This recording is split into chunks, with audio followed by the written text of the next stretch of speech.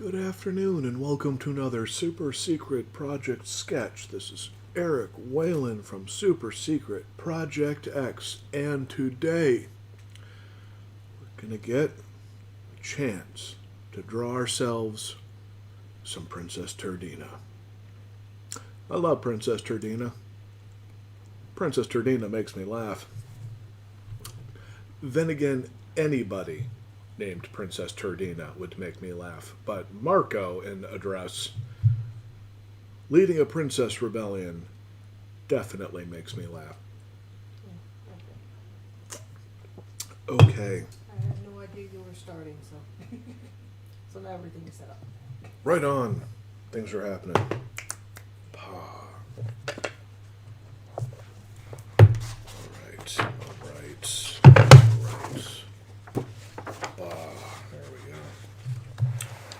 There we go.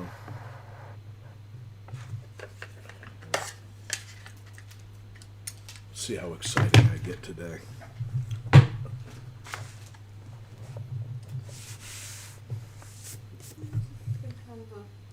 Been kind of a low-key weekend.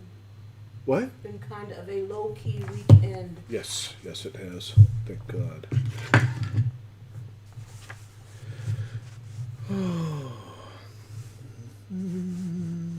And gotta make that small enough to get that hair in there.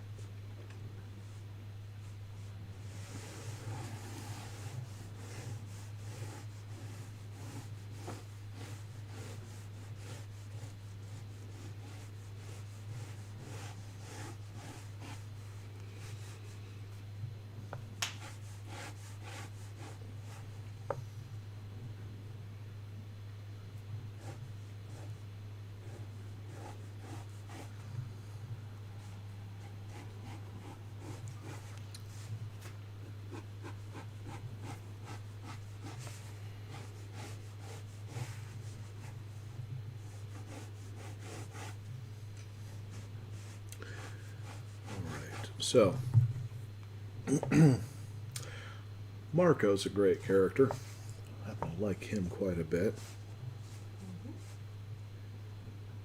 But one of the things that I like about him is the fact that there's multiple versions of him, even though it's the same character.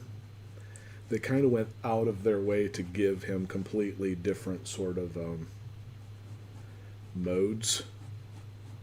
Like the apocalyptic warrior mode. And the Princess Turdina mode. That's what I really loved, is they gave him two completely opposite kind of settings, and he's great in both versions. Well, it's like that, and it's I'm trying to think. Yeah, brain just completely flopped. Never mind. It was about to do a backflip, then it did a belly flop. Not even a belly flop. It just kind of deflated and sank into the middle of the room and just kind of farted on itself. Oh. My baby's brain fell over. Yep. Yerp. Trying to get myself into the talking mode here. I'm trying to do the same thing. I've been forcing myself to relax for the past week. And though I have succeeded in relaxing this past week, I have also succeeded in slowing my brain down a little bit this last week. Which I think it needed a break. So, not like I've got a race car up here, but there's just times where I've been going for too long. And I needed to shut down for a little bit.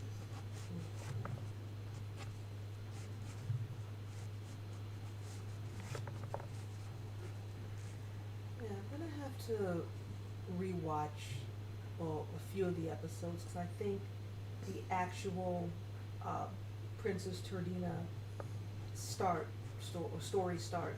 I think I may have fell asleep on that one because we were watching it kind of late. Oh, it's good. Yeah, I remember some of the stuff, but I remember the other episodes afterwards because they were talking about it. But I think the initial start of it all, yeah, I think I may have fallen You asleep know, on. the basic idea is, oh, I'm going to get the name of the princess school wrong. I don't quite recall it, but the highly oppressive princess school that the bad princesses are forced to go to. He ends up in there and it gets into camouflage of a princess outfit with everything, and ends up like they really princess the crap out of him. They really princess him up, and he ends up leading a princess rebellion in the school. Yeah, I remember the end of that one, but the beginning of it, I think I dozed off, and I remember waking up and I'm like, oh, what the heck, and just kind of chuckling because it was him, and like I said, leading a princess rebellion. But well, yeah. So I'll probably never rewatch it again, so because it was just funny anyway. And plus, anyway, the fact of trying to figure out a name and Princess Turdina. That Earth turd. So what was kind of cool about the design, wow, did they princess him up? But they also made they didn't change his design. Like his face was the same shape and yada yada. So he was kind of like this super pretty but boyish princess. And it was really good. It worked out really well. Like it was just everything about it was really like a boy just basically going like, yep, all right, I'm a princess now. I'm gonna lead this rebellion. Let's do this thing. You know. Well, it's a nice break from the usual trope of if a male character has to wear female clothing, it's so obvious and it's played up for the joke of him being the ugliest girl, or And it turned out he was one of the prettier princesses. Yeah. It was so funny. and yeah, he was believable because they all thought that he actually was like an actual princess and stuff, and so it's like that was to me it was a nice fresh take on the trope because it just got old of like everyone believes this guy's a princess and he's like 5 o'clock shadow scratching his balls. I don't know. I mean, that sort of joke can work every once in a while if it hasn't been done in a Yeah, while. that's what I'm saying. It was a break from the trope, and Yeah. it was a nice break because I mean honestly I knew quite a few 14-year-old boys, well back in my 14-year-old days and stuff, that were kind of ambiguous. I've known a couple girls that were the same way. Yeah. Matter of fact, there was one in college. I actually thought she was really cute, but she was also really ambiguous. Like she was kind of boyish, but kind of girlish, and I still thought she was cute though. Yeah, what I'm saying as far as guys though, And there are guys I've known Yeah. that were kind of the same way, where you're going like, you kind of give a split second where you're like, oh, right, there we go. Now I've got you. See, I knew a couple because in the area that I grew up in, it was. I don't even know. People have problems. Yeah, I don't know how to explain it without sounding like without sounding bitter or angry or whatever. But I don't know. People, Yeah, we're raised to think a certain way, and yeah, it's like we've been watching Night Court, and I think Night Court's probably one of the best sitcoms ever made. I openly laugh at it, but there's clearly humor in that just does not really fly that well anymore, and you kind of have to just take it with a grain of salt. Be like, I don't think they meant to be hyper offensive. Maybe they did. I don't know. The show doesn't seem to come off that way, well, they were and playing- some of the humor still works. Some of it. Yeah, and as much as I don't like using it was the thing of the time and all that stuff. It and, was, yeah, though. It kind of was. And so yeah. And like I said, some of it still works. Like there's a few moments where they did where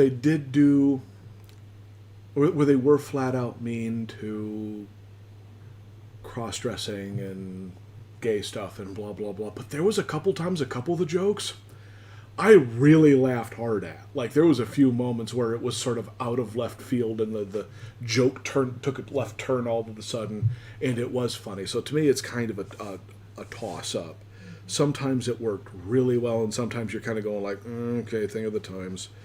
I'm not so sure they meant that to Yeah, not, be clever. It was just sort of more brute force. it wasn't done in harm. It was done in jest, which In, can be yep. which can be harmful. But I mean, for Yep. the most part, I think it was more done in the sake of the '80s sitcom jesting type stuff. And Night Court pushed the lines a lot. I mean, flat out, there was not many sitcoms in that time period that pushed things as far as it did, which is why it was really funny. Yeah, and it was definitely, it was fun and stuff. I still laugh at a lot of the stuff on there, like the two black characters in the later on stuff, Mac and Roz and Oh stuff. God, they're good.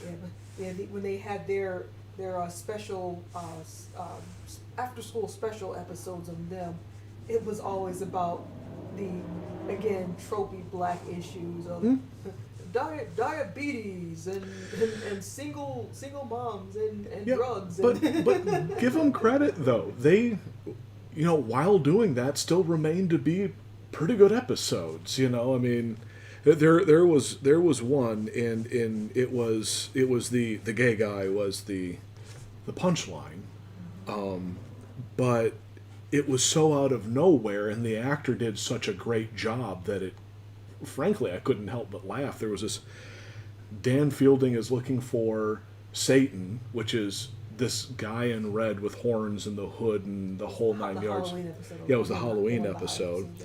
yeah. And he's desperately looking for Satan, and he runs up to a biker, goes, it's like, I'm looking for a man in red with horns. And this biker looks at him real seriously and just gently puts his hand on his shoulder and go, I'll be right back. Yeah. It was just one of those where I'm just like, you're like, wow. And then later on he shows up and he's in a big red leather biker outfit, yada yada. I mean, I'm not going to go like it was the funniest thing ever, but the actor sold it. Like, it was just out of nowhere, so I ended up laughing. And then there was other stuff where it was like, it didn't work out too well. That probably, I could see that really hurting people's feelings. So it was kind of a combination. You weren't quite sure which worked. But with, like, Princess Turdina, everything about it was like this perfectly laid out, hilarious situation where a boy is playing a princess head of a princess rebellion, and it was so funny. I mean, I could not. There's the show that's on Cartoon Network now called Craig of the Creek. I've seen it. What is it? Craig of the Creek. I've heard of it. I haven't seen it. I've seen a few episodes. It's really adorable, really cute, and stars this one black kid named Craig, of course. And it's about him and his friends, and they all have their secret little spot, which is up in the woods by this creek. And so it's literally kind of like just a fun Kids in the woods kind of thing. Okay. And having adventures and just having fun and being kids and stuff, and it's really cute. And there was one episode I saw a few clips of it. I've been wanting to watch the show, but we don't have the channel, so I have to go through other means to watch it. But he actually, if I remember, his little sister is into like the magical princess girl stuff, and there was a scene where he actually transforms into a magical princess type girl, and he's having a blast with it. Yeah, I was about to say. Well, that's the thing is like, there's this whole section of the populace that's going like, boys don't like that stuff, blah blah blah. Bull. I know a lot of guys that was in Sailor Moon and stuff when I was growing up, so don't give me that. And I still hit moments like we were watching Star versus the Forces of Evil, and I was catching the magical girl stuff because I like some magical girl stuff, And this whole bit where they're kind of doing the overly pretty princess thing, but they're making it really funny. And like with this, it was like this nice flip over where it was like, he was like the perfect pretty little princess running a rebellion. And I was like really having a good time with it, And when we rewatch the series, I'm kind of looking forward to those parts again, because when the whole bit where like a lot of the girls are just super jealous of him because of how pretty he is, like you're like, yeah, let's leave all this freaking super masculine bull in the past. It's just like, it's funny. It's just funny, and he's Yeah, and the part that I thought was fun was the fact that he wasn't doing the whole just like he was a little. He was a little uncomfortable in the beginning, but yeah, but it wasn't like the No. traditional super aggressive. I don't want to do this. Yeah, that wasn't there. Yeah, and I mean he owned the part after a while. yeah, it took him a little. They did the right amount where because Marco is not comfortable with a lot of stuff. Yeah. So to have him just be like, yeah, I'm fully embracing this out of nowhere would have been out of character. But the fact is once it got past a certain point, he was just on it. He was having way too much fun with it. And, And the fact that it got brought back in several other episodes, and he was just like, Yeah. "Ah." yeah, time to get the dress on again. You're like,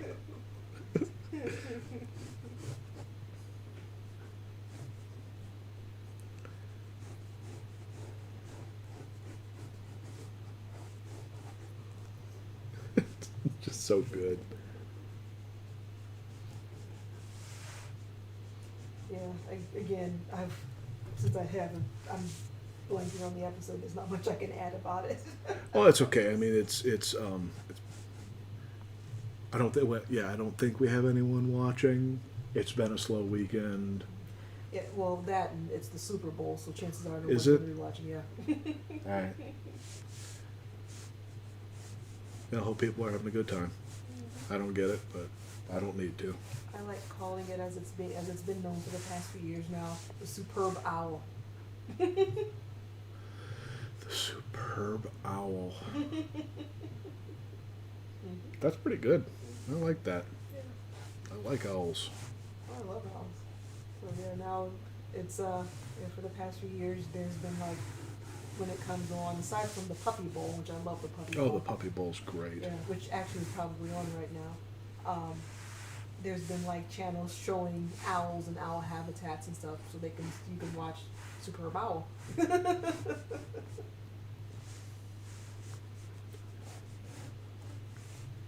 Yeah, I might find the live YouTube when the halftime show comes on, because they're showing a lot of it's going to be a big concert of 90s hip hop and R&B stars. I'm like, hey, I actually recognize the lineup. I'm actually listening to that one. Neat. Yeah, like get to see Snoop Dogg perform. He hasn't performed in like forever. Like, sweet.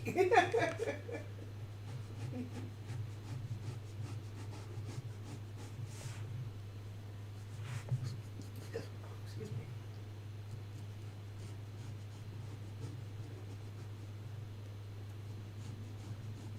Yeah, listening to some of the interviews with Snoop Dogg, you kind of go like, I'm not remotely this kind of person, but you're like, that's fine. He seems to come off as just as marvelously odd as he is. He comes off as just actually kind of probably a really kind of great guy. Well, he's probably too loaded to do anything else. Dude's freaking like his brain is probably just so constantly just like loaded up. It's like he's permanently just Yeah. buzzed. I'm not saying he He's his own hot box. yeah. Oh. He still comes off as a nice guy, so Oh yeah, probably.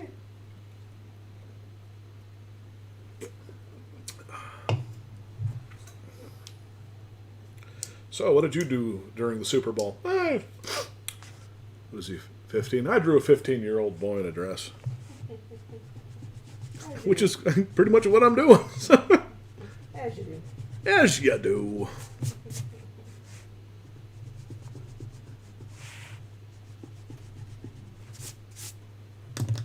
As you do. Yar.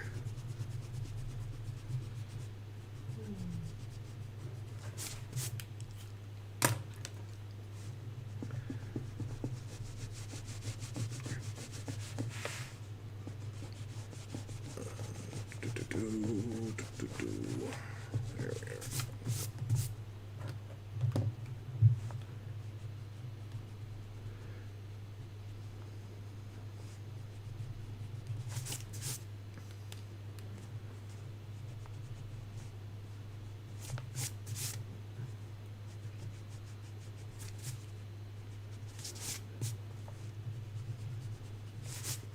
I am really trying to like get into the conversation, but my brain is just like, Oh, it's okay. it's literally dragging. I'm like, okay, what can we talk about? It's okay, I sweetie. know we talked about that last week.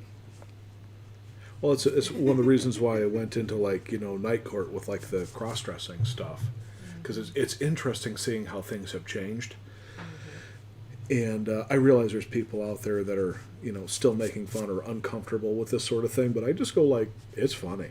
I mean, I just thought it was hilarious. And on top of it, I'm not doing that thing where I actually hate it and I'm going like, but it's funny. I'm like, no, it's fine, and I think it's really funny. I just thought the whole thing was very hilarious, and I love the fact that like some of the girls were jealous of him, and I'm going like, oh, that's just really funny stuff.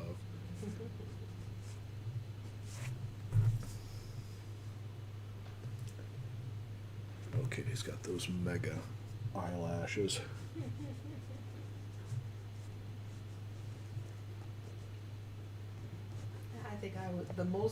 I think I was actually impressed with the fact of the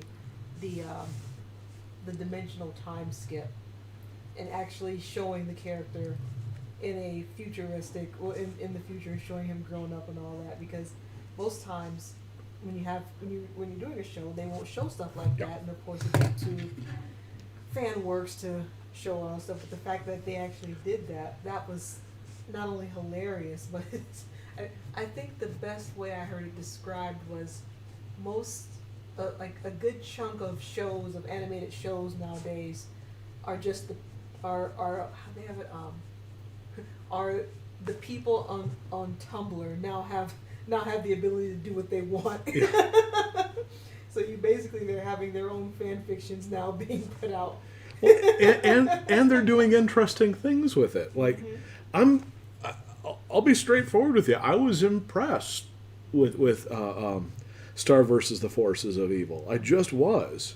I mean, not every single episode was the greatest thing ever, but they did something with every episode. Right. It was a genuinely fun watch. Yeah. See, And I remember laughing a lot watching it. Oh, absolutely, yeah. Yeah, which is why I'm like, some of Disney's other shows that have come out that kind of I don't want to say spiritual successors, but that were inspired by this and stuff like Owl House and Amphibia.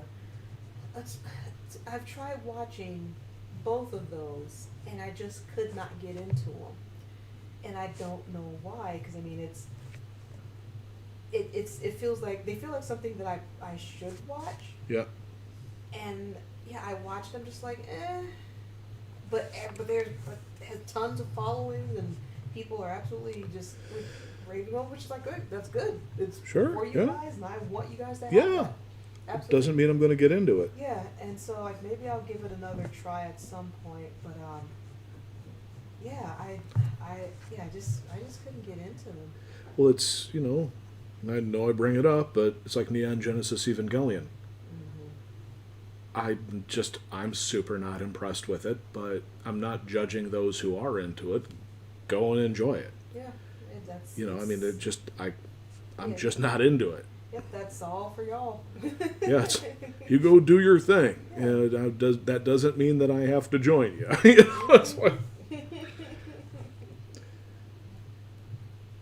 It's like, I actually thought, wow, I actually even think Star versus the Forces of Evil is way more impressive than Neon Genesis Evangelion. And that's not meant to be insulting. That's just like they did more interesting things. Like I didn't see where some things were going in Star. Like you're like, what are they doing with this? What is this? And then Neon Genesis Evangelion, you're like, oh, they're okay. Yeah, I see where this is going.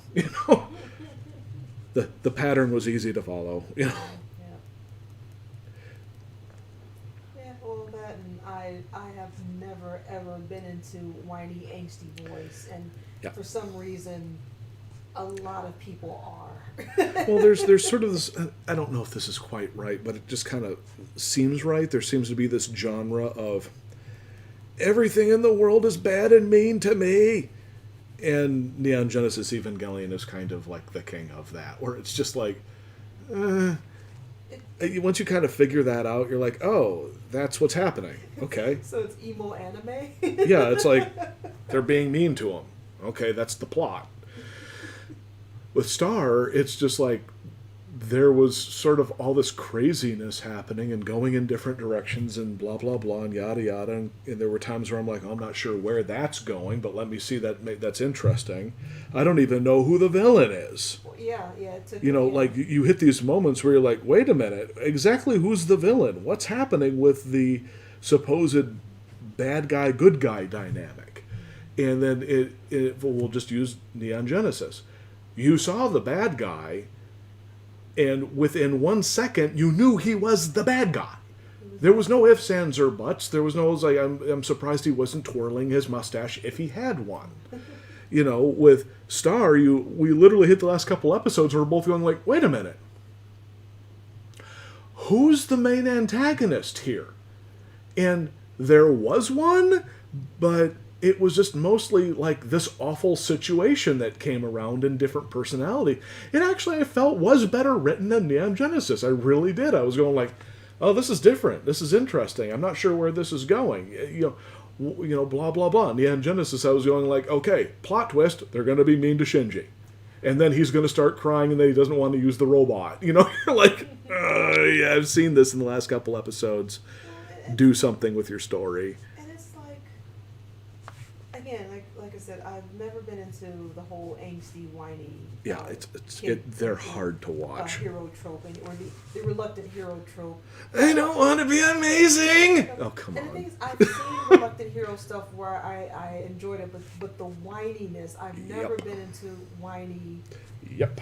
Emo and the thing is with Star, and I know we're comparing apples and oranges here because it's a completely different thing than Evangelion. But that's the point, is we could watch and enjoy one and we couldn't watch and not enjoy. Right.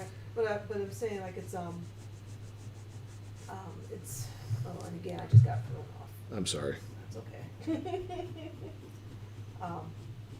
Oh yeah, I was saying like it's I enjoy stuff where I enjoy an entire genre of things. I like buffets. What can I say? But with Star, and again, I preface this because again, comparing apples to oranges, I liked it because everyone seemed to be having a good time. I know. It's even in the theme song. Yeah. Everyone was having fun. No one was whining or crying about having to do their thing, and if they did, it wasn't for long. It was either one part of the story, or two, they took it in a way where they actually said, "Here's an explanation as to why." I mean, when Star was doing her whole thing of not wanting to do magic anymore, or didn't want to fight the people that she didn't want to fight and all, or when Marco didn't want to do the stuff that he didn't want to do. It was actually an explanation as to why they didn't want to do the thing that was actually resolved. Or it was done in such a comedic way where it's just like, it was funny to watch and fun to watch in general. Yeah, but that's what I mean is they would introduce something.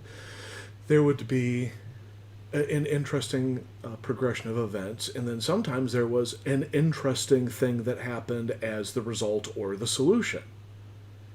With Neon Genesis, it usually came down to Shinji's dad is going to be mean to him, even if it means one of his friends has to die. Why? 'Cause, and oh, by the way, the world is coming to an end, and it's deep, I guess, or whatever. And with Star, it was just like, okay, well, they're giving me, though admittedly crazy and comedic, but far more interesting kind of situations and characters and. Fine, people don't die. You don't need people to die for it to be interesting. And with Neon Genesis, it was like, okay, well, they're definitely angsty, and he's definitely having a hard time. That doesn't make it deep. That just means it's angsty and he's having a hard time. Gonna have a hard time. I thank you. Gonna have a hard time. Thank you. That's exactly what I needed. Oh, fabulous. Oh, jeez. Amazing. Yeah, I'm gonna put an asterisk here for anybody who may come across this at some point and watch this. We are not dunking on Evangelion. No, it's just not my thing. Yeah, being snobs or anything like that. We love anime. We've been watching anime. Chances are before a lot of you guys were even born. Yeah, and if you want darker, there's darker things that were far better done than Evangelion was, Yeah, and much darker. Yeah, and it's just that it wasn't our thing, and Yep. we could go into an explanation why, but that's not the point of this particular episode. So we're Yep. just gonna say it just wasn't our thing, and that's it. Yep. And we've watched it, we've seen it. We're not being elitist. No, it's just I couldn't get my head wrapped around it. I was just going like, the moment I could quickly predict what was going to happen, I get bored really fast. And with Star, okay, admittedly there were times where I could guess, but because they were kind of everywhere, I was hitting moments where I'm going like, where's this going? With Neon Genesis, I was guessing episodes ahead what was happening because it was sort of all very standard. And I'm not saying that that's bad. I'm just going like I could read it, so it was like. And with Evangelion, I hate to say it, but there was not a character there I actually liked. I did not have a single character I got into. As a matter of fact, there were characters that made me actually just go, why? Why are people? Why would I watch this character? Yeah, why are people just? And I have my theories of why people loved the characters that they loved and all, but again, those are my theories. And I take it back. I had one character that I liked. Pen Pen? No, No. they killed him for no apparent reason. They just murdered the character. They just like, oh, by the way, Shinji, you like this guy, right? Here, we're going to kill him. Oh, okay, well, that was a thing. I was like, okay, so now I have nobody that I like. Okay. Well, do you like Shinji? I don't like Shinji. Shinji's obnoxious. He's whiny. There's nothing about Shinji that I relate to or enjoy watching. I don't even enjoy watching the villains. The villains weren't very good. And so why would I care to watch the villains torture a character I don't like? I was like, come on, I'm going to watch something else. And then with Star, quite often you got into the villains. I'm just saying, like, my favorite moment in that series is where they were quite clearly getting across that at the beginning of the series, humans good, humans good, monsters bad. And then you get into the story where you find out that the humans showed up online and started massively slaughtering the monsters to take their land from them, and then vilified them ever since. And I was going like, wow, like that's not a small thing to do in a series. That's like they took some real life stuff into that. There's some actual real depth to that. Yeah, and I was just like, in having that whole bit where you had characters not knowing what to do with that, which is the actual real life reaction to such things. I don't know what to do with that other than it was awful and I don't know what to do with that. And then they had later episodes addressing, and to me, that is not only more realistic, and I'm not going to say darker, but dark in a way that I could get into. Whereas in Evangelion, it's just like, we're just going to be mean to a teenager. Oh, and the world's ending or something. And, By the way, who's blowing the bus? Angsty. And then blood splashes on a bus and everyone goes, ooh, I'm going to put that in my music video. And I'm like, I'm good. So much blood. Which I'm not going to say that the design work or the artistry of that series wasn't bad. It was great, but it was just like, it just was so predictable and boring. And then when I saw many series, to be completely honest with you, but like Star, for example, there was dark themes in there, and they did it in a way that I actually was really impressed with, and was going like, where is this going? And then admittedly, everything kind of turns out well in the end, blah, blah, blah. But a story doesn't have to have a hideously dark ending for it to be good. Yeah. Well, I mean, and it's funny because then you you look at Evangelion and look at the story that the same team did with Nadia. Now, Nadia was dark, and in a good way. And There's moments in Nadia that is absolutely chilling. Yeah, and I think just a lot of people just wouldn't even get into that because it's not angsty enough, and it's not It's well written. That's the problem. Yeah, People want just angst pumped at them, and with Nadia, you hit episodes that are flat out funny, and cute and endearing and blah blah blah, and then you hit episodes where they run across a little girl and her dead parents, and they don't know the little girl's alive, and so they take the little girl on, and the 14-year-old boy goes out in the middle of the night to bury her parents, and then at the end they're praying over the graves, and they have to explain to her that her parents are gone and they're not coming back, and that now basically two 14-year-olds have to take care of her. That was hard to watch. And then in Neon Genesis, you hit these moments where like, ooh, it's dark. And they're also why? 'Cause it is. And okay. They're also 14 and 15-year-olds, right?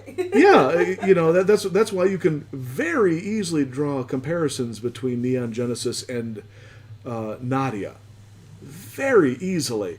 And there's stuff in Nadia that is absolutely chilling, is absolutely just horrific. And the whole like nuclear reactor scene. Oh my God, that is one of the sailor dying in the reactor room is horrific. The first time I saw that, I actually cried. Because it's horrific. That, and then the episode afterwards, when they have to actually bury their dead crewmen that they had to leave in there because, hey, nuclear reactor. Oh my God, yeah, and the aftermath of the weapon going off in Atlantis, and like Elektra finding her brother and picking up the body, and you just see the arm. You don't see all the gore, but you see the arm just fall off. Right. And I mean, it's all shot in gray.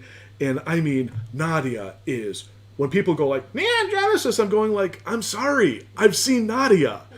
I'm sorry, you're showing me a substandard product. You just are. And then ever since then, I keep going like, well, shoot, I'm seeing all sorts of stuff that's better than that series, and yet everyone gets like really mad at me that I'm like, I'm pooping on their favorite product. I'm like, okay, well, then don't listen to me. Yeah. You don't listen to flat out. Change the channel. Yeah, just like that, or just like, okay, just go. All right, you don't like it, cool, and then move on. Yeah. You don't have to get angry about it. And yet I've had people just get shock angry at me that I would have the audacity, and I go like, I'm sorry, no, but I've literally seen better by the same company. Like, did I insult your mom or something? In the same category, In Jeepers, it doesn't have big robots in it. Who cares? But there's not blood splashing on buses. That's true. In so many ways, that is very true. They're not telling you how angsty you should be. Oh no, there's literally stuff in Nadia that just singularly, completely outdoes Evangelion. Period. Just does. And on top of it, the all-over story is far more, really interesting. All right, but enough of talking about that. But that's what. But you know what I'm saying is, you hit these moments where you look at Star versus the Forces of Evil. That's actually why I'm liking this sort of new style of American cartoon when it's done right. Is it can be so absurdist that they can actually do really interesting things with the characters. Like almost a lack of villains and good characters doing bad things. I mean, that's actually far more advanced writing than just good guy, bad guy. And I think it's because people who are now in charge of these shows grew up wanting to see that stuff. And now that they have the power to do so, they're finally doing so. Because before we were having people who wanted to tell stories, but were shackled by the corporate overlords telling them, no, you have to do it this way. Yep. And the moment you deviate, you politely, quote unquote, get shoved back into the box of, no, this is how we're doing it. I mean, heck, just yesterday? Yeah, yesterday. Lauren Faust, I know I've mentioned her many times before. And for those who don't know, she worked on Cats Don't Dance. She worked on Iron Giant, and she was the creator of the My Little Pony, the My Little Pony show from 2010, the one that's super popular, came out and stuff like that. Left the show after like second or third season, but still, that was one of her big things. But then also creator of superhero girls, DC superhero girls. But anyway, Yeah, she's done a lot of good shows. yeah, she's done a ton of good stuff. Yeah. But anyway, yesterday on Twitter, she was just like, you know what? She's like, I didn't think that I'd have to hear this all over again, but apparently, it's been coming back up again that girls don't watch quote unquote boy shows. When will that die? And that's exactly what people were saying, and she's like, I don't understand why in the world. How's that a hard how concept? this is still something that people are still thinking. And she's like, it's ridiculous because we all know that's not true. Girls like action. And Kids there's like boys action. that like girl stuff. Yeah, kids like action. It's not a boy thing or a girl thing. Kids are gonna like action and gonna like being entertained. Whether or not it's in the package for boy or girl, that's that whole idiotic corporate speak. It's like, stop telling kids what they like, and Just make product and give it to them. Stop overthinking it. Mm-hmm. It's like Steven Universe isn't really a girls' show. It's more of a boys' show, technically. But there's so many girlish motifs in it that it's really difficult to tell exactly what it is. See, I don't. You know what I mean? See, and I'm going to go the opposite of that. I think it's more centered towards girls and the fact of the palettes, the characters, because the characters, they present more feminine than anything. Yeah, that's what I'm saying. But the fact of the matter is, you said it was more of a boy show. If you look at like sort of the big plot line stuff, you know, big intergalactic battles, blah, blah, blah. And I'm not speaking what it actually is. I'm talking in the old mentality of boys shows, girl shows. And that mentality is like G.I. Joe. G.I. Joe in the old mentality is very clearly a, quote, boys show, unquote. And it doesn't mean that you can't say that, but some girls watched it. Matter of fact, I would imagine quite a few. Yeah, you did. And you just look at it and you go, okay, so that kind of holds in the old category, like sort of a boys show kind of thing. I'm not saying that it exactly was or wasn't. I'm just saying it kind of presented that way. Well, it's to me, with a lot of that stuff, but there was a lot of girl show stuff in it. Yeah, they had, well, with like for G.I. Joe and a lot of the shows that were of that time period, 80s and 90s, they had to pick a demographic for the sake of the merchandise sales. No, I get it. That's what I'm saying. That's with Steven Universe, they're just telling a story. Or I should say, Rebecca Sugar was just telling a story. Sure. And the bit of merchandise that was there was literally for all ages, all types, for everybody, and not just put it in the pink aisle or stick it in the blue aisle. Yeah, like, no, I get you. So I'm not making judgment calls. I'm just looking at it in the way that I think corporate people look at it, which is not in a very interesting fashion. It's in a very brute force. If it's blank, it's blank. If it's blank, it's blank. Here we go. Here's her quote says, "It's been like a whole decade since I heard, sorry, but girls just don't watch cartoons. But I guess that's back now, huh? So tell me, why don't girls over the age of 8 watch cartoons?" And then she replies, because there are too often adults telling girls how we expect them to be or guess how they are and not celebrating how they actually are. Yep. And I'm just like, thank you, because that's the crap that I had to deal with. And boys deal with the same thing, just the other side of the coin. You're supposed to be this. You're supposed to like baseball. You know, you're supposed to, play rough, yada, yada. And there's just some boys that are, by the way, straight, that like girlish stuff. You know, and it's just like there's just all different types of people, and the fact that we can't seem to still get our head wrapped around that concept. The fact that bronies are around, full-grown men that love My Little Pony, that literally says everything. You know, and I'm not judging. That's fine. You guys go do your thing. I watched My Little Pony. I'm not what would be considered a brony, but I laughed at it. I thought it was a good show. It's just not my favorite show. I mean, and going back to what we said earlier with guys watching Sailor Moon, it's like Yeah. yeah, the amount of like, Yeah, dudes I watched Sailor Moon when I was younger. Yeah. Mm, And fun it's show. Like, yeah, I mean, and going again on the other side of that, the amount of girls, myself included, who grew up with watching Sundar, G.I. Joe, Thundercats. I mean, I loved all that stuff. Yep. Because to me, it was much more fun than the stuff that was supposedly aimed at me, which was just kind of boring and bland. And I Yeah. mean, I think probably the most I went girly wise watching TV when I was a kid was probably along the lines of just like Care Bears, because I love the Care Bears. I thought they were really cute. I love fluffy animal stuff anyway. So I mean, so that do was, I. Yeah, so that was there. It's just that I typically prefer splody action stuff, but sometimes the cute soft stuff is really fun. Yeah, so. and I think with Care Bears, even with that, I got more into the movies, because the movies were absolutely just crazy. The bonkers.